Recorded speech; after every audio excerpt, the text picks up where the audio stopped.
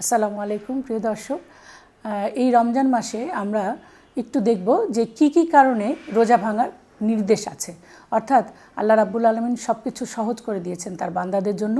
তো কোন অবস্থায় পতিত হলে সে যদি রোজা রেখেও থাকে তাহলে সেক্ষেত্রে সে রোজা ভাঙতে পারবে, সেই কারণগুলো আমরা ইনশাআল্লাহ জানার চেষ্টা করব। প্রথম যে কারণ সেটা হলো হঠাৎ যদি বেহুশ হয়ে যায়, যদি দেখেন যে কেউ ফেইন্ট হয়ে গেল, তখন সেক্ষেত্রে তার রোজাটা ভাঙা জায়েজ আছে। সে রোজা ভাঙবে এবং পরবর্তীতে ওই রোজাটা কমপ্লিট করে ফেলবে।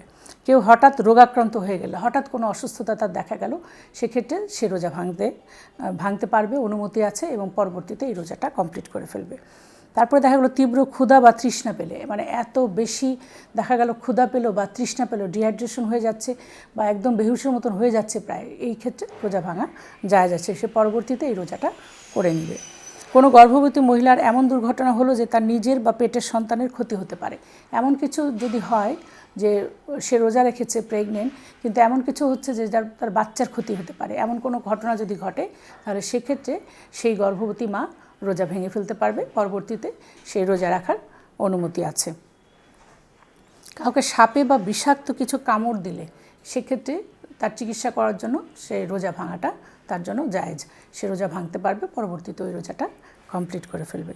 এরপরে আরেকটু আছে যে দুর্বলতা থাকা সত্ত্বেও সাহস করে রোজা রাখলো, তারপর অসুস্থ হয়ে পড়লো, তখন রোজা সে ভাঙতে পারবে। অর্থাৎ এই ব্যাপারটাও আমাদের লক্ষ্য রাখতে হবে যে ইমার্জেন্সি যদি বেশি সে অস্থির হয়ে যায় বা দেখা যায় ক্ষুধা তৃষ্ণায় সে বেহুশ হয়ে যাওয়ার মতন অবস্থা হয়ে যায়, সেক্ষেত্রে সে ও রোজাটা ভেঙে ফেলবে, পরবর্তীতে সে আবার ওই রোজাটা পূরণ করে ফেলবে। প্রিয় দর্শক, ভালো থাকুন, সুস্থ থাকুন, আল্লাহ হাফেজ।